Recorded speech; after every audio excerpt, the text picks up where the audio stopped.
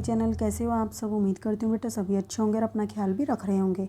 तो बेटा आज हम करने जा रहे हैं अपनी वर्कशीट नंबर क्लास 9th की है, विज्ञान सब्जेक्ट की है। वर्कशीट नंबर 2 है और 7 तारीख की है, ठीक है, 7 अप्रैल की। इसमें आज हम करेंगे विलयन क्या होता है वो जानेंगे, ठीक है। कल हमने मिश्रण के बारे में जाना था और मिश्रण में हमने 2 तरीके के जाने थे, समांगी मिश्रण और विषमांगी मिश्रण, ठीक है। फिर उसमें ही हमने विलयन भी जाना था। तो विलयन को डिटेल में जानेंगे कि क्या है, ठीक है। अच्छे से समझना है, बीच बीच में से नहीं सुनना है, नहीं तो बाद में आपको प्रॉब्लम होगी। सारे चैप्टर्स जो हैं बेटा वो एक दूसरे से इंटरकनेक्टेड होते हैं, तो स्टार्टिंग से समझोगे तो आपको बाद में दिक्कत नहीं होगी, ठीक है। आसानी से आपको जब आपके एग्ज़ाम होंगे तो लर्न करने में भी परेशानी नहीं होगी, ठीक है। तो देखो यहाँ पर जिज्ञासा से क्या पूछ रहा है ज्ञान कि जिज्ञासा दीदी ये विलयन क्या होते हैं, ठीक है। तो वो पूछता है कि ये विलयन क्या होते हैं। तो क्या बताती है वो ज्ञान, भैया 2 या 2 से अधिक पदार्थों के समांगी मिश्रण को विलयन कहा जाता है। हमने कल समांगी मिश्रण पढ़ा था बेटा। समांगी मिश्रण क्या होता है? जिसमें जो भी पदार्थ होते हैं किसी भी मिश्रण के अंदर वो समान रूप से हर जगह पर मिश्रित होते हैं। जैसे कि ये है, यहाँ से तुम कुछ टुकड़े उठाओ या कुछ चीज़ उठाओ या थोड़ा सा विलयन लो या कुछ भी लो, हर जगह पर उनकी मात्रा सेम होगी, ठीक है। जैसे आपने चीनी और नमक लिया था तो आप चीनी के एक गिलास में से यहाँ से लो पानी, यहाँ से लो, यहाँ से लो, हर जगह पर एक मतलब कि निश्चित मात्रा में नमक और जल की वहाँ पर क्या नाम है उपस्थिति होगी, ठीक है। तो वो समांगी मिश्रण होते हैं। तो विलयन क्या हुआ? 2 या 2 से अधिक पदार्थों के समांगी मिश्रण को हम विलयन कहते हैं, ठीक है। जो समांगी मिश्रण होगा मतलब हम उसको विलयन भी कह सकते हैं, एक तरीके से ये है इसका मीनिंग, ठीक है। इंग्लिश में इसको सॉल्यूशन बोलते हैं और मिश्रण को मिक्सचर बोलते हैं, ठीक है। ये याद रखना, मिक्सचर अलग चीज़ होती है और सॉल्यूशन अलग चीज़ होती है। जैसे कि चीनी का घोल हो गया, टिंचर आयोडीन हो गया, वातित पेय यानी कि जो आप पीते हो कोल्ड ड्रिंक वगैरह, और पीतल इत्यादि, ठीक है। पीतल क्या एक मिश्र धातु है। तो मिश्र धातु की क्या होती है? 2 या 2 से अधिक धातुओं से या अधातुओं के मिलने से बनती है। तो उसमें भी हर जगह पर क्या होता है? समान रूप से वो जितनी भी धातुएं उसमें मिलाई गई हैं उपस्थित होती हैं, ठीक है। एक विलयन के 2 भाग होते हैं और जैसे अब मान लो एक विलयन है, चीनी और नमक का घोल है इसमें, तो वो एक विलयन हो गया, ठीक है। अब विलयन में 2 चीज़ें होती हैं, विलेय और विलायक, ठीक है। विलेय क्या है और विलायक क्या है? विलायक क्या होता है? विलायक विलयन का ऐसा घटक है जिसकी मात्रा विलेय में अधिक होती है। यानी कि अब तुमने देखो बेटा यहाँ पर नमक लिया और जल लिया, ठीक है।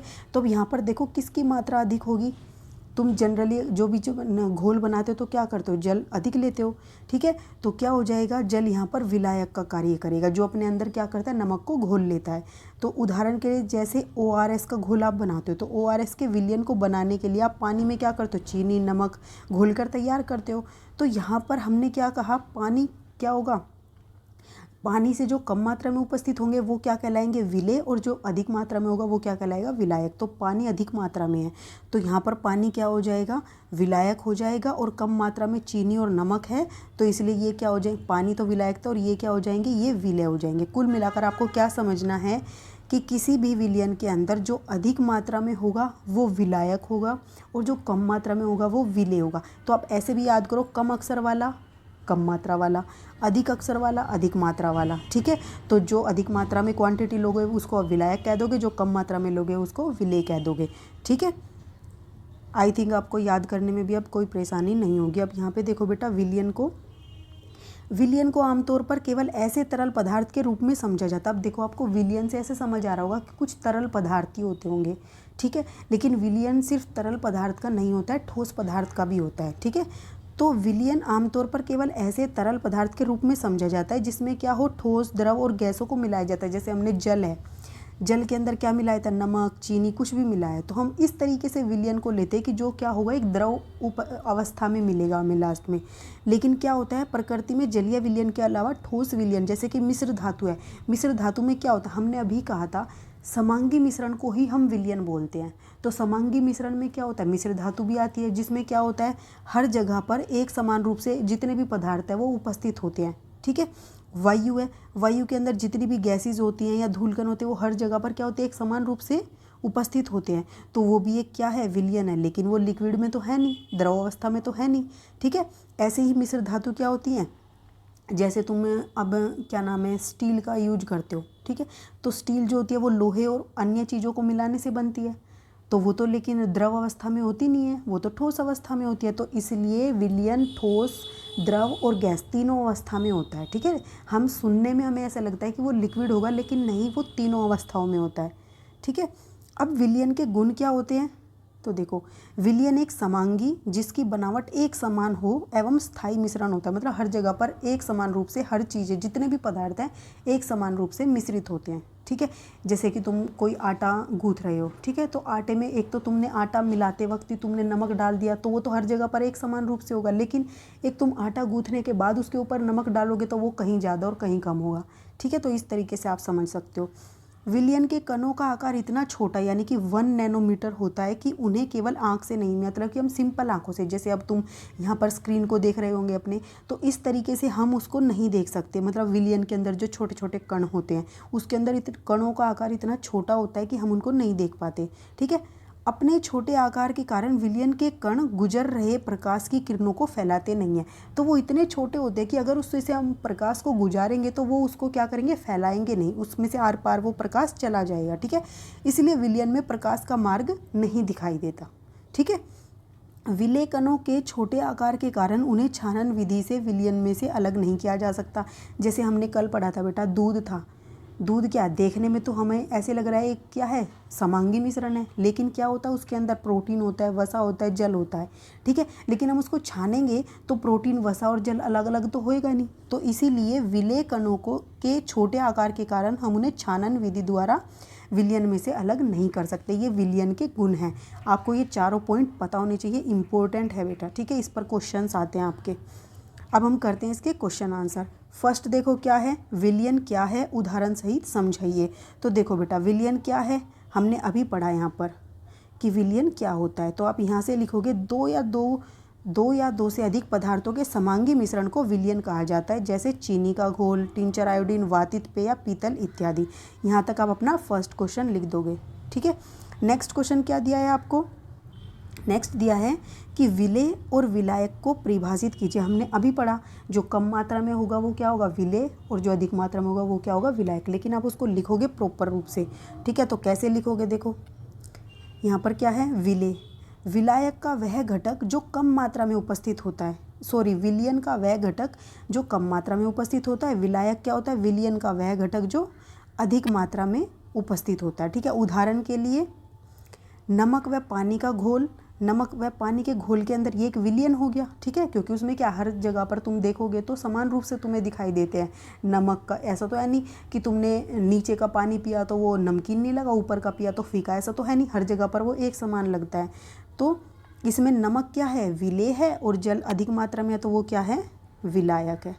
ठीक है, नेक्स्ट क्वेश्चन क्या दिया बेटा तुम्हारा, दिए गए विलयन में विलायक और विलेय की पहचान कीजिए। यह भी उल्लेख करें कि क्या वे ठोस, तरल या गैस हैं, मतलब कि हवा, दूध, पानी, पेप्सी, इन सभी के अंदर आपको ये बताना है विलेय कौन है, विलायक कौन है, मतलब ये किस किस चीज़ से मिलकर बने हैं। उनका अगर हमें पता होगा तो हम आसानी से बता सकते हैं। तो देखो बेटा, जैसे क्या है, हवा क्या है, हवा के अंदर अलग अलग गैसें होती हैं। जैसे कि हवा के अंदर क्या होता है, नाइट्रोजन गैस होती है, ऑक्सीजन होती है, कार्बन डाइऑक्साइड होती है, और भी अन्य गैसें होती हैं। लेकिन सबसे अधिक मात्रा में कौन पाई जाती है, नाइट्रोजन। तो इसका मतलब विलायक कौन होगी, नाइट्रोजन। और विलेय जो बाकी बच गई, ऑक्सीजन हो गई, कार्बन डाइऑक्साइड होगी, या अन्य गैसें भी आप इसमें विलेय में लिख सकते हो। अब हमें विलेय का प्रकार भी, विलयन का प्रकार भी पूछा था, तो वो क्या है, देखो बेटा, हवा कैसी होती है, गैस अवस्था में होती है। ठीक है, तो हमने लिख दिया। फिर दूध की बारी, दूध हमने कल पढ़ा था, दूध में क्या होता है, जल होता है, जल अधिक मात्रा में होता है, उसमें प्रोटीन और वसा क्या होते हैं, कम मात्रा में होते हैं। ठीक है, और जल कैसा होता है, एक द्रव अवस्था में होता है। ठीक है, लिक्विड। फिर आर्द्र हवा, आर्द्र हवा मतलब क्या है, जिसमें नमी होती है। तो नमी होती है, नमी तो कम होगी, हवा ज़्यादा होगी, तो विलायक हवा हो गई। और यहाँ पर जल की मात्रा क्या होती है, कम होती है। ठीक है, अगर जल की मात्रा अधिक होती तो वो लिक्विड हो जाती, तो ये गैस अवस्था में हो गई। ठीक है, फिर भी कोई डाउट आए तो बेटा आप पूछ लेना। अब नेक्स्ट पूछा है पेप्सी।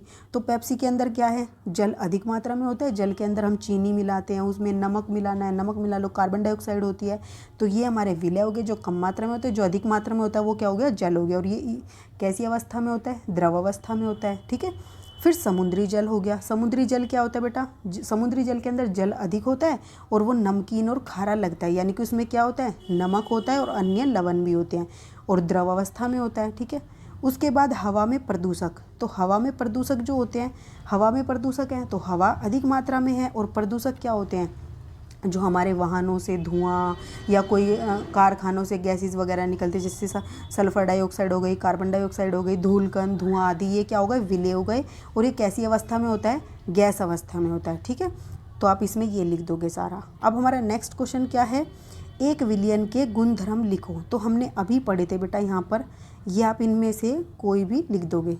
ठीक है, ये जो आपके यहाँ से पहला, दूसरा, तीसरा और नीचे फोर्थ पॉइंट भी है, तो इनमें से कोई भी आप पॉइंट लिख सकते हो, चाहे तो चारों लिख लो क्वेश्चन के फॉर्मेट में, क्योंकि सिंगल से भी पूछा जा सकता है क्वेश्चन से। ठीक है, नेक्स्ट क्वेश्चन क्या है, नेक्स्ट है आपका जलीय विलयन क्या है, एक उदाहरण सहित बताइए। तो जलीय विलयन क्या है बेटा, देखो जलीय विलयन जिसमें जल होगा, ठीक है, और विलायक का कार्य करेगा, जो अधिक मात्रा में होगा वो जलीय विलयन कहलाएगा, क्योंकि वो सब कुछ जल में घुल जाएगा।